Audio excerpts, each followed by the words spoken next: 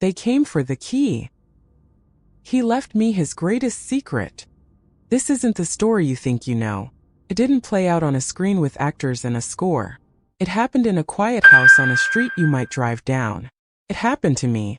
And if you're ready to listen, I'll tell you how it all began. I unlocked his nightmare. My neighbor left me everything to keep a secret safe. Now his family is at my door, and they will do anything to get the key. This is the Guardian's Pact. Listen as Maya recounts the terrifying night she inherited a fortune and a fight for her life. This isn't the story you think you know. It didn't play out on a screen with actors and a score. It happened in a quiet house on a street you might drive down. It happened to me. And if you're ready to listen, I'll tell you how it all began. Let's start from, he left me everything. His house, his savings, his possessions. The lawyer called it a benevolent gesture. The newspapers called it a mysterious windfall. His family, too, they called me a thief. But they were all wrong. You see, Mr. Alden didn't give me his fortune out of kindness. He gave it to me as a warning. And the warning was in his eyes, the last time I saw him alive. When he turned off his television, looked straight at me, and said the two words that changed everything: get out. Let me explain. My name is Maya. I work from home as a freelance writer. My world was my quiet street, my overgrown garden, and the predictable, comforting silence of my home office. And my neighbor, Mr. Alden, he was a fixture. A quiet, older man in the grand Victorian house next door. Our relationship was a series of small, silent agreements. I'd collect his mail when he was away. He'd wave from his garden. We existed in parallel, peaceful orbits. Until 3 weeks ago, I brought over a package that had been left at my door by mistake. He invited me in, something he'd never done before. His house was a museum of quiet. Dark wood, shelves bowed under the weight of books, and the faint, sweet smell of old paper and dust. He was watching an old black and white film. He didn't speak for a long minute. Then, without looking away from the screen, he said, "You're a good neighbor, Maya." Before I could reply, he reached for the remote, clicked off the TV, and the room plunged into a heavy silence. He turned to me. His eyes, usually distant, were sharp, fearful. And he said it. Get out.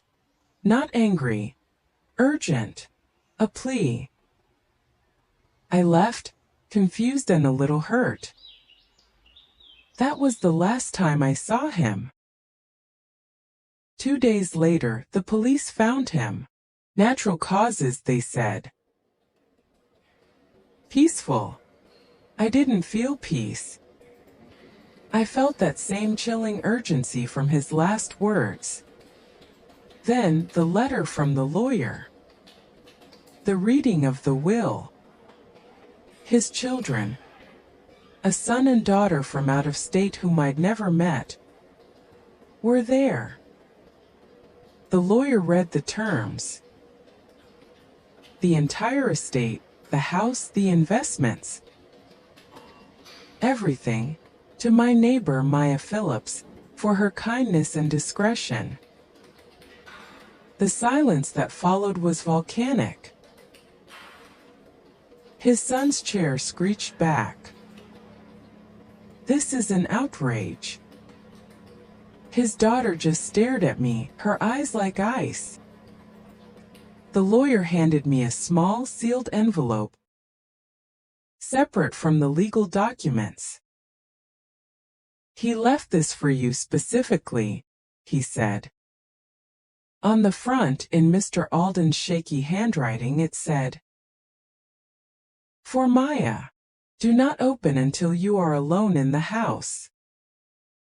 An hour later, standing in the echoing foyer of his house, my house now, with the chaos of that meeting still ringing in my ears, I opened the envelope. Inside was a single ornate brass key and a note. Just one line. "Keep them out of the study. It's all in there. Forgive me." I looked up the grand staircase. I knew which door was the study. It was the only one in the house that was always locked.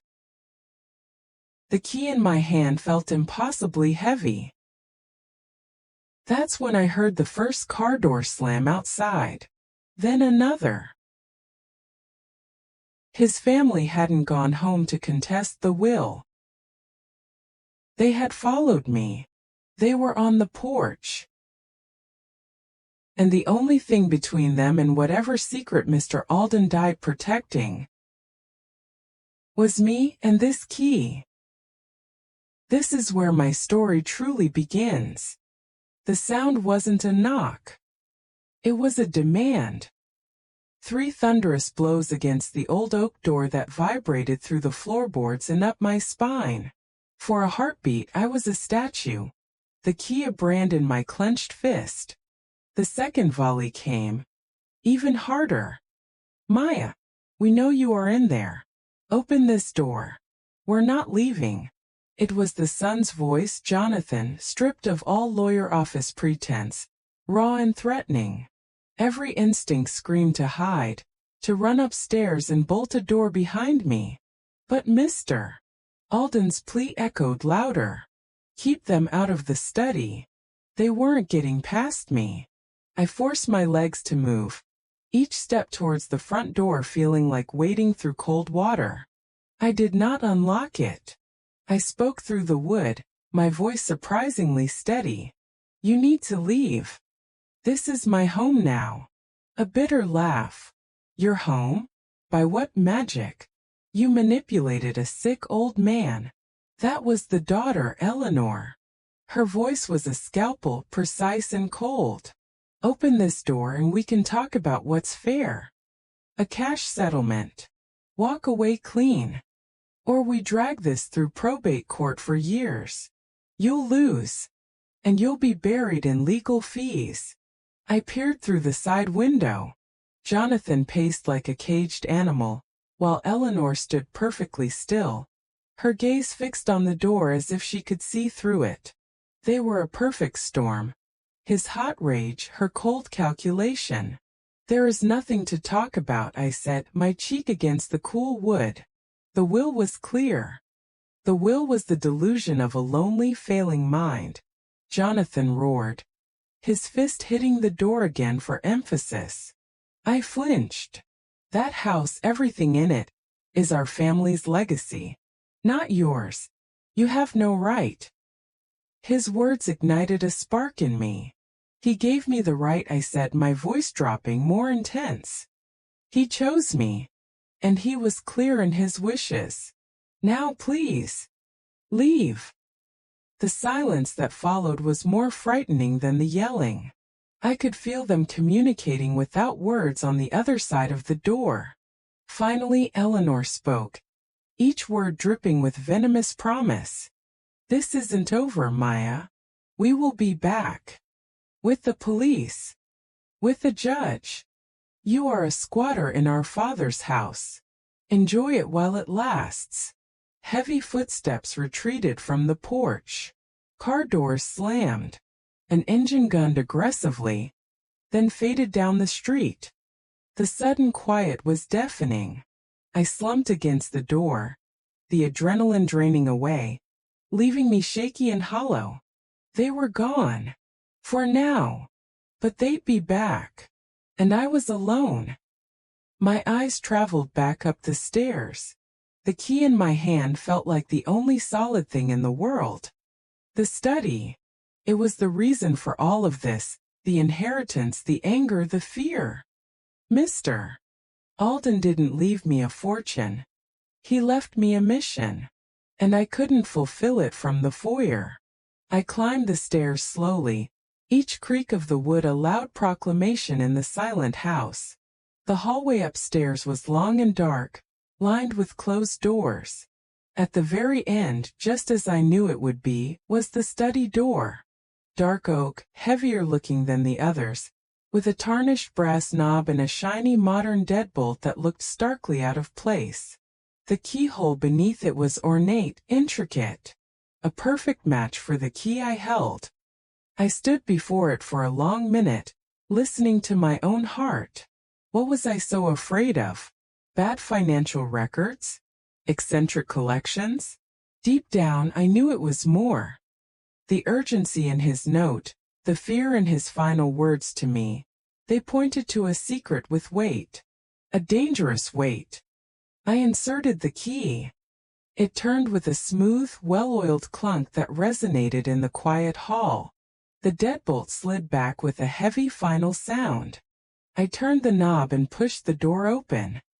The smell hit me first. Not dust and decay, but old paper, leather, ozone, and beneath it all a faint sharp scent like static electricity after a storm. The room was a tempest frozen in time. A massive claw-footed desk was buried under cascading piles of papers, books, and notepads. Every wall was a floor-to-ceiling bookshelf, but they weren't filled with orderly volumes. They were jammed with folders, rolled-up maps, odd artifacts, a tarnished compass, a bundle of dried herbs, a chunk of crystal that caught the dim light. A large chalkboard dominated one wall, covered in a frantic spiderweb of diagrams, dates, and phrases, most of it erased into a ghostly haze but some still legible. This wasn't a study. It was a war room. I stepped inside, drawn to the chalkboard. The legible words snagged my eyes. Ley line convergence? Manifestation tied to lunar cycle? The Grey Walker protector or predator? At the center of the board was a hand-drawn map of our town, our neighborhood, with our street, Willow Lane, circled heavily in red. Several X marks dotted the map. One of them. Dot. Dot. Right on this house. My breath caught. The Grey Walker. I'd heard that name before. A local ghost story, an urban legend kids whispered about at sleepovers.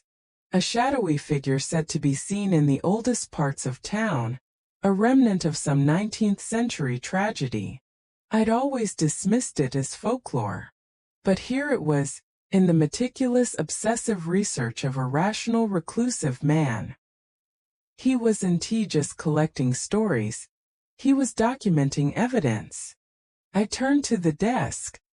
On top of the nearest pile was a large leather-bound journal. I opened it. The first page had a date from nearly 20 years ago. Initial observations of localized EM field disruptions on Willow Lane. Correlates with tenant reports of cold spots and auditory phenomena. I flipped ahead, pages and pages of scientific notes, weather patterns, electromagnetic readings. Then the tone changed. The handwriting grew more agitated. Subject appears responsive to observation.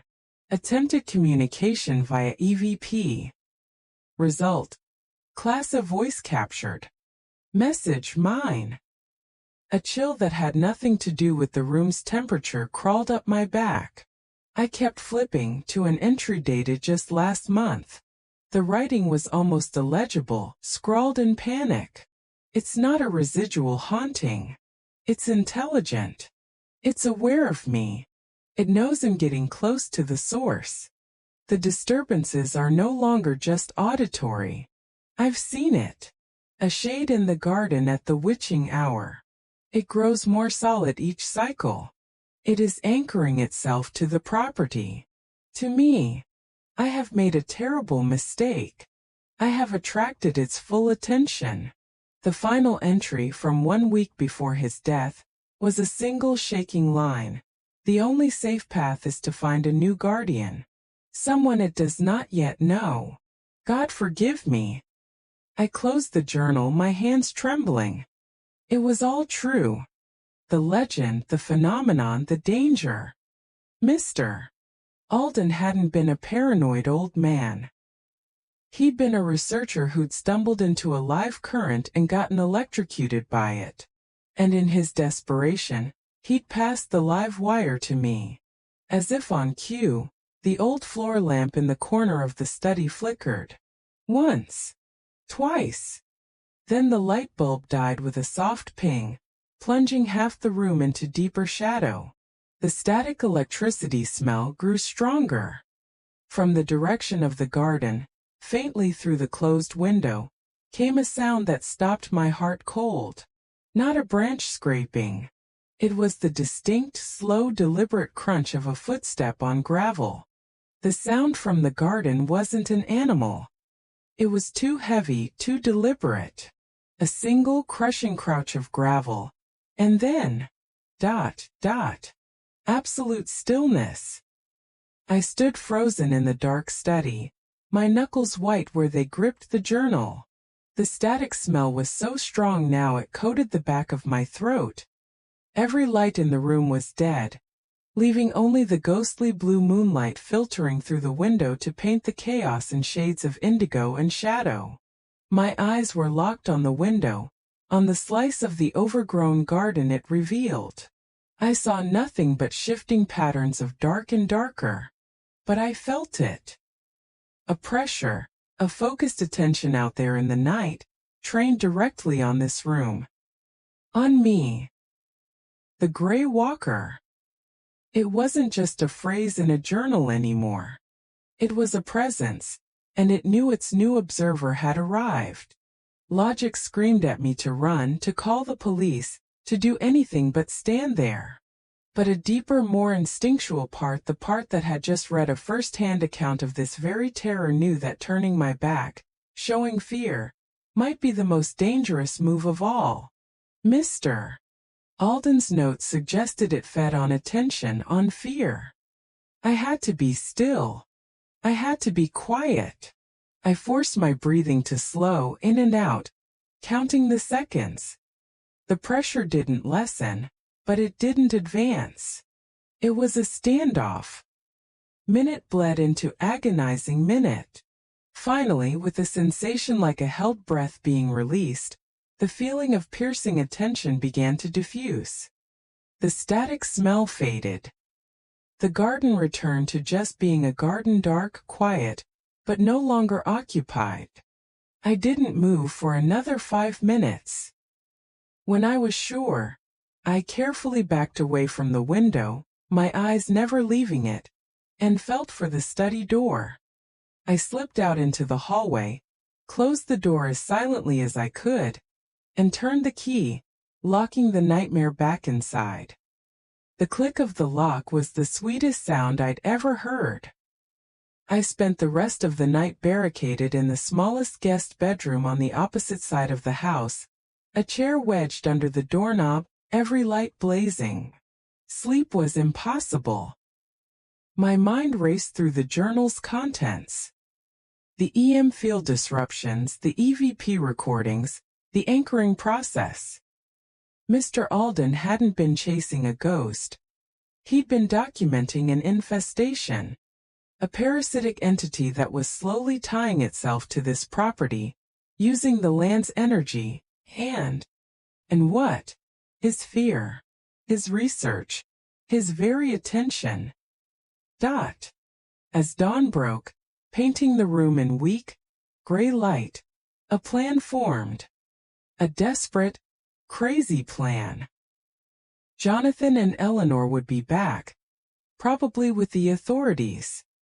I couldn't be found here, a squatter hiding from shadows. I had to look like the legitimate, sane homeowner. And to do that, I needed to understand my enemy better than they did. I had to continue the research. The next day was a surreal exercise in normalcy.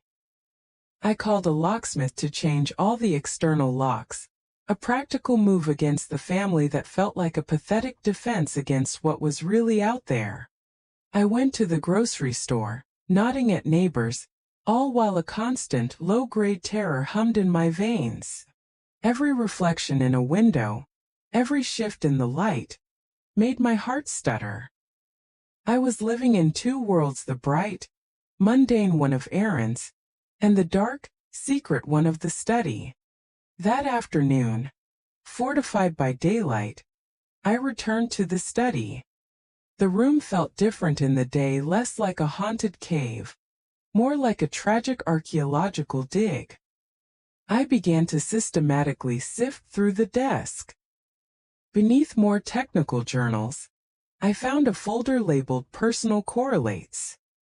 Inside were interviews typed and handwritten, with every tenant and owner of this property for the last 120 years. Their stories were a pattern of misfortune, unexplained illnesses, sudden financial ruin, a spike in domestic disputes, a tragic suicide in the 1950s. All of them mentioned periods of bad atmosphere, nightmares, and in 3 separate accounts spanning decades, sightings of a tall, gray man in the garden. My discovery came in a dusty box at the bottom of a shelf. It was a tin of old photographs. Most were landscapes or stiff family portraits. But one, tucked between the others, made my blood run cold. It was a black and white photo of the garden, taken from this very study window, probably in the 1920s based on the clothing. And there, between the same 2 oak trees I had stared at last night, was a tall, blurry, human-shaped smudge. The photographer had captured it. The Gray Walker.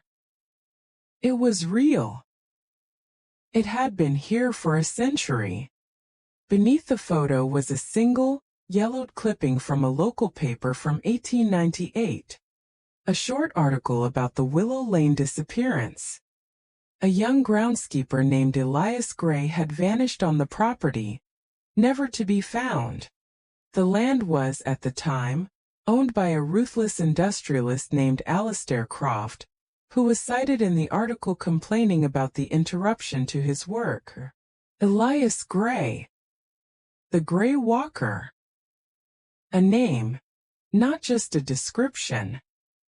A victim, not a monster. Or perhaps a victim who had become one. The pieces were crashing together with terrifying force. This wasn't a random haunting.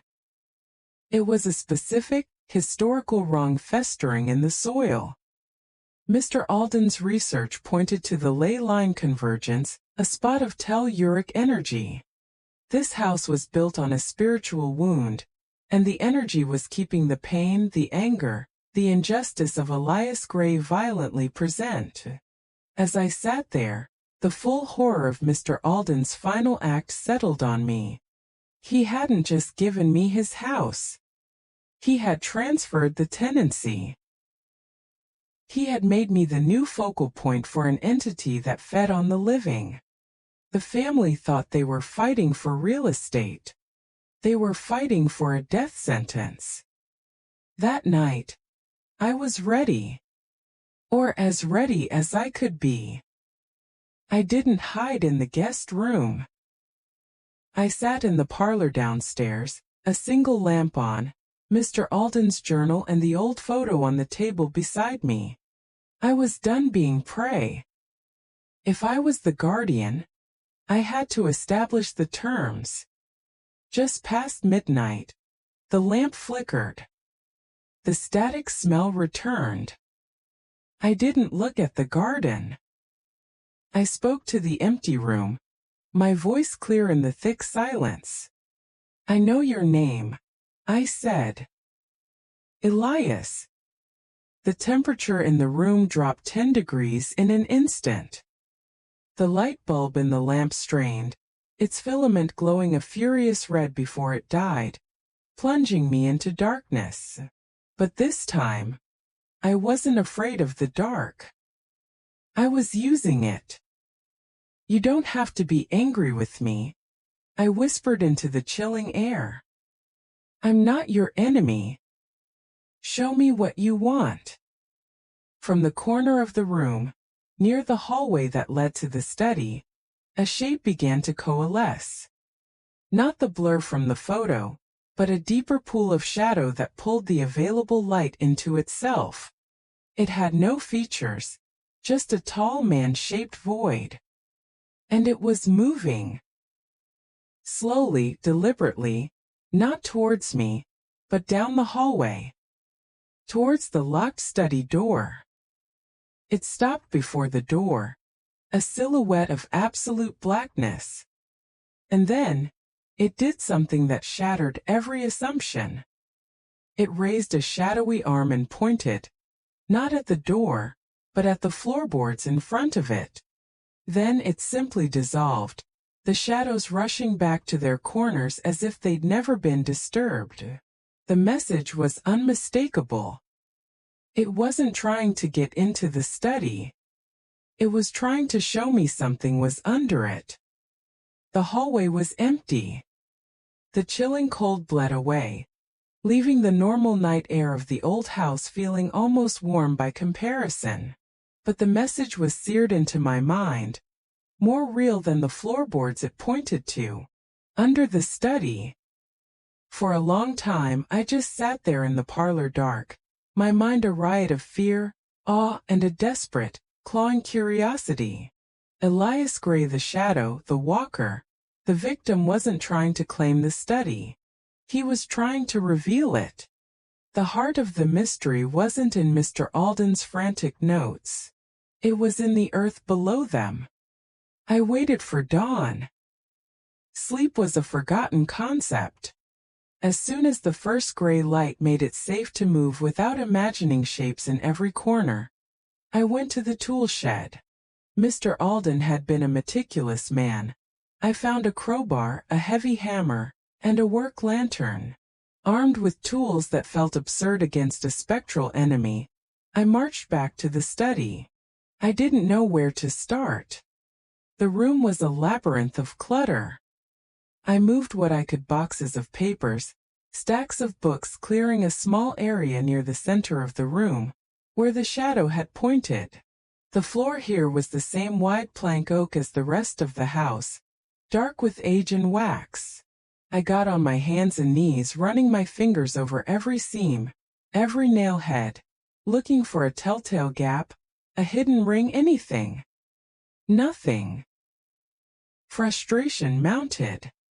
Had I misunderstood? Was it a trick? I sat back on my heels, looking around the chaotic room. My eyes landed on the massive claw-footed desk. It was positioned not against a wall, but oddly in the middle of the room, as if to create a barrier. A thought struck me. What if he wasn't pointing at the floor in general? What if he was pointing at the floor under the desk? It took me 20 minutes of straining and sweating to move the behemoth of a desk, its legs screeching in protest against the wood floor. The space it revealed was covered in a large, worn Persian rug. I pulled it back. And there it was. A perfect 3-foot square cut in the floorboards, almost invisible unless you were looking for it. No hinge, no handle. Just a subtle seam. I wedged the crowbar into the crack and leaned my weight into it. With a groan of wood that had not been moved in decades, the entire square section lifted up like a trapdoor. A smell wafted out: cold, damp earth, old stone, and that now familiar ozone sharpness. I shone the lantern down into the hole. A crude set of wooden steps led down into absolute blackness. Not a basement. A root cellar. Or a tomb. My every sane instinct told me to call someone, anyone. But who? The police would think I was insane. Jonathan and Eleanor would use it as evidence of my instability. There was only me, the guardian. I descended the steps. They creaked ominously under my weight. The cellar was small, maybe 8 feet square, with earthen walls held back by old, damp bricks. And in the center, lying on a simple stone slab, was a skeleton. Not arranged neatly but curled slightly, as if laid to rest in haste. Tattered remnants of 19th century work clothes clung to the bones. Around the skull, matted into the earth, were a few rusty brown strands of hair. Elias Gray. He never left the property. He'd been here all along, under the feet of every resident, under the frantic pacing of Alistair Croft, under the obsessive research of Mr. Alden. Murdered and hidden. His injustice wasn't a story.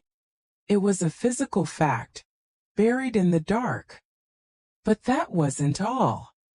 On the wall opposite the slab, someone had drawn something.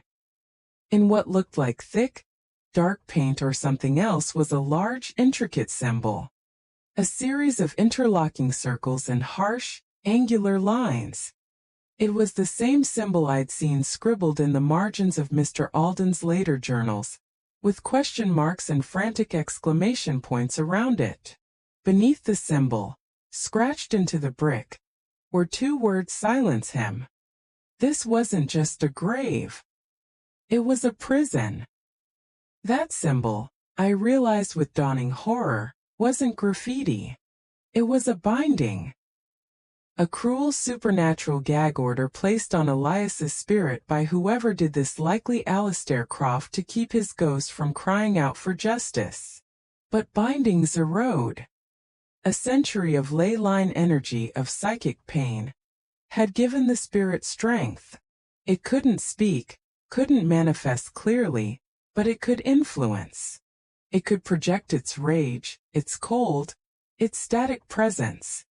It could become the Grey Walker, a storm of silent anguish lashing out at the living world above its prison. Mr. Alden's research had accidentally begun to pick at the threads of that binding. His instruments, his attention, had agitated the spirit. In doing so, he had drawn its furious, focused attention. He hadn't attracted a random predator. He had awakened a prisoner.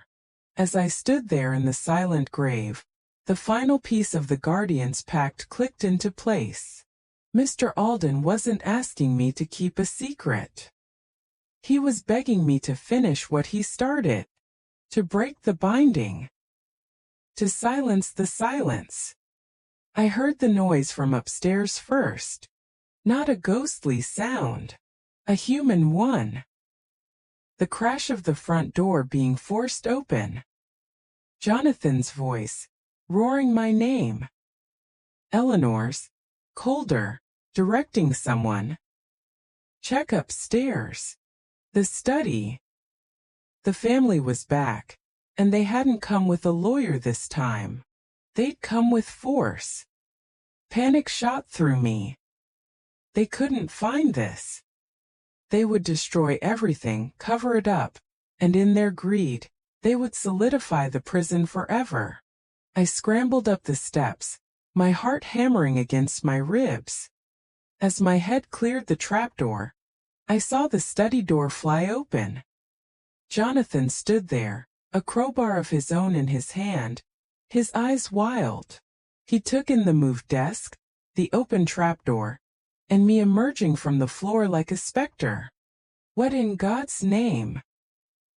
He breathed, his bravado faltering for a second.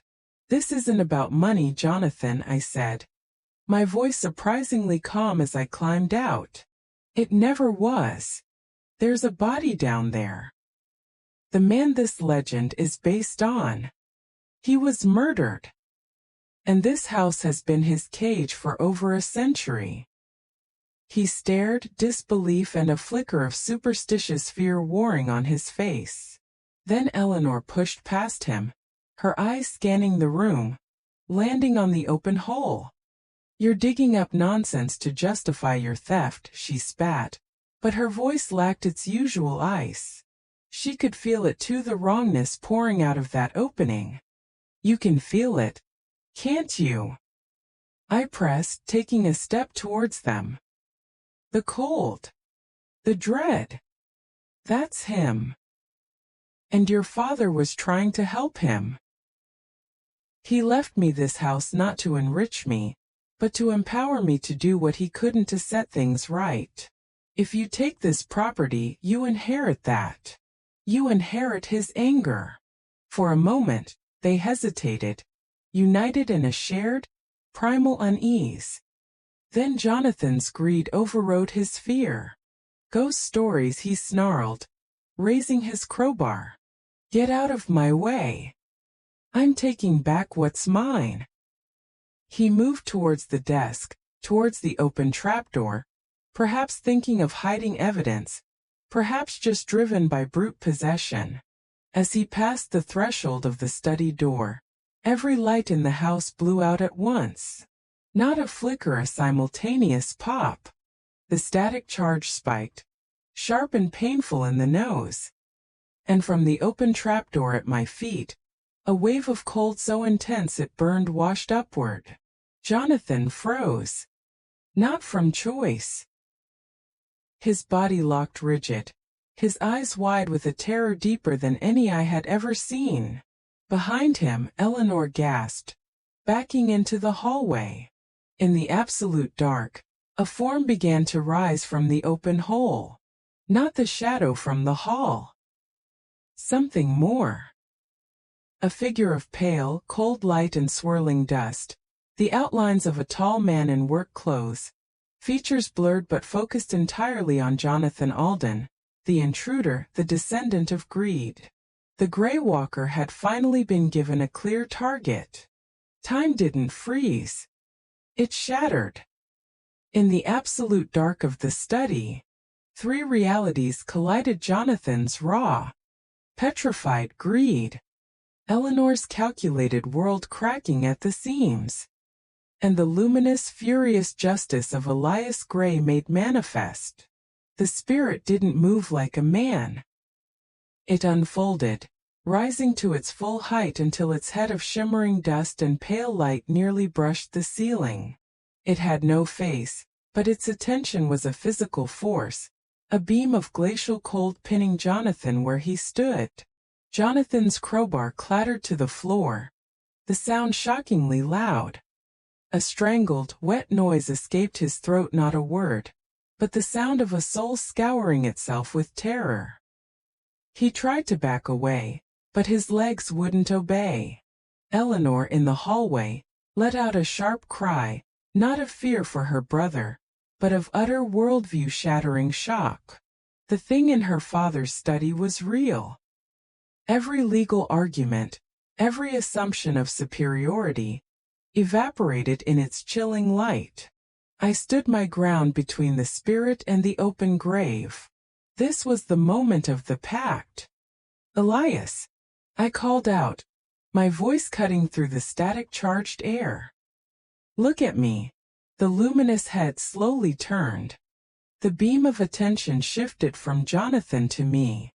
The cold was agonizing, a deep bone ache, but I held its gaze, or the space where its gaze would be. "He's not the one," I said, forcing each word through chattering teeth. I pointed down into the trapdoor. "He is. Alistair Croft. He's gone. Dead for a century. The one who bound you is dust. These are just his echoes." I gestured weakly to Jonathan and Eleanor, who were now clinging to each other in the doorway, reduced to frightened children. "They don't know. They're just noise." The spirit seemed to consider. It looked from me to the cowering siblings, and then down into its own resting place. The furious energy in the room palpably shifted. The blinding, focused rage began to diffuse, spreading into a wider, profound sorrow that filled the space like cold water. The luminous figure didn't fade. It dimmed, becoming more translucent, more like the sad shadow from the hallway. It took one step towards the trapdoor.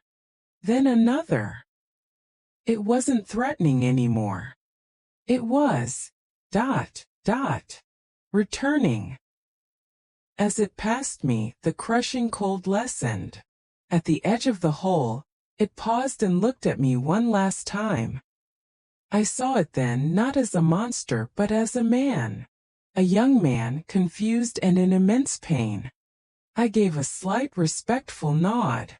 "It's over," I whispered. "You can rest now." The figure of Elias Gray dissolved into a shower of soft, blue-white light that fell like mist down into the cellar, settling over the ancient bones. The static charge vanished. The oppressive dread lifted, leaving behind only the natural quiet of an old, empty house. The lights did not come back on, but the dark no longer felt alive. For a long minute, no one moved or spoke. The only sound was Jonathan's ragged breathing. Finally, Eleanor found her voice, thin and stripped of all its former power. "What? What was that?" "The truth," I said, my own legs feeling weak.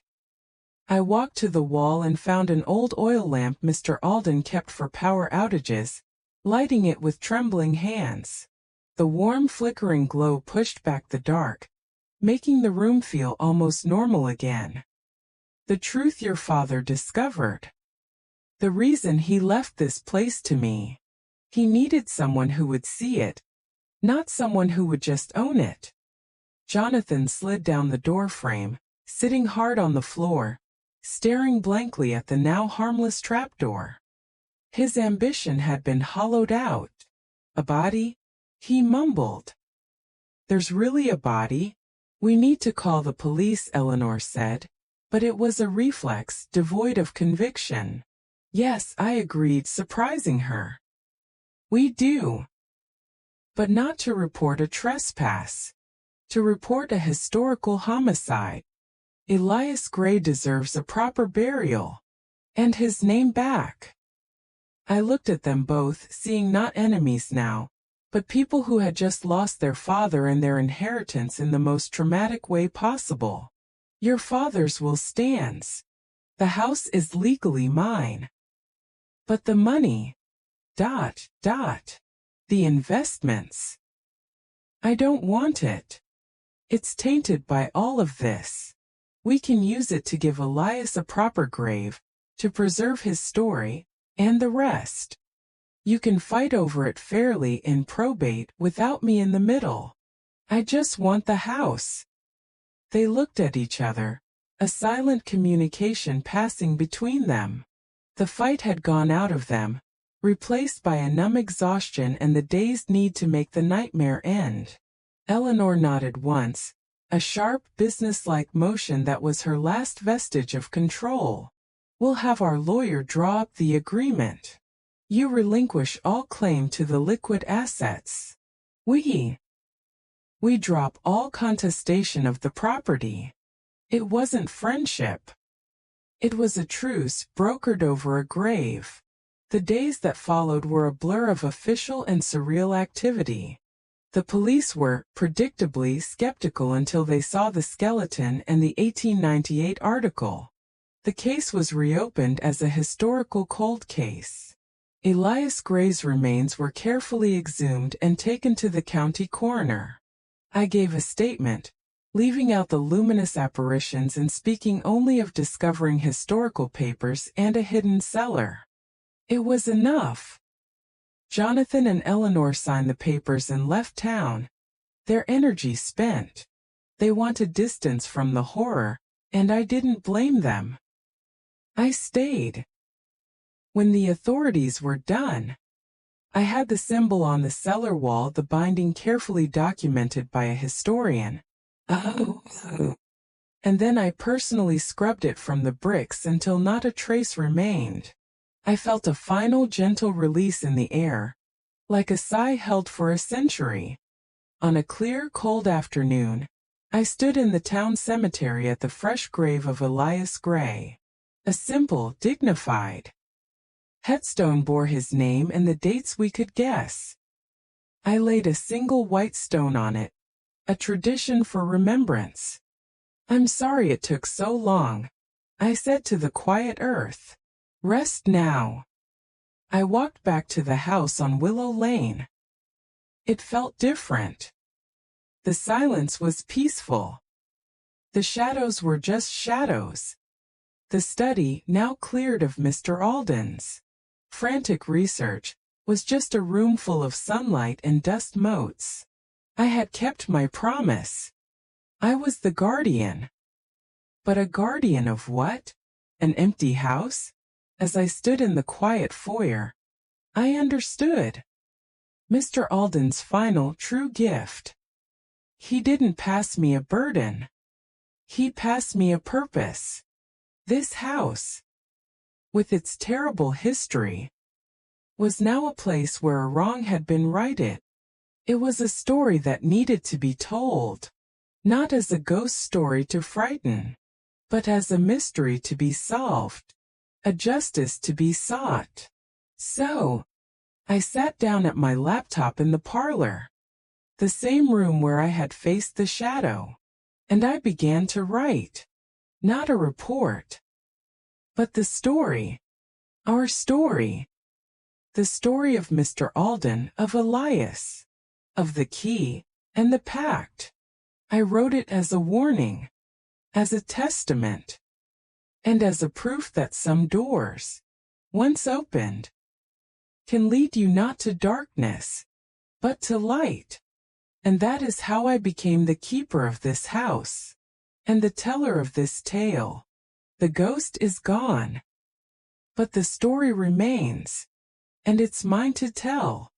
Thank you for spending this time with us. I truly hope you enjoyed the video. Have any questions, ideas, or suggestions for future stories? Feel free to share them in the comments below. Your thoughts mean a lot to us.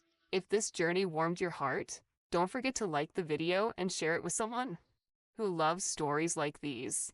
And to continue exploring new tales and adventures, subscribe to Hearthlight Saga. Until next time, may your days be filled with light and wonder.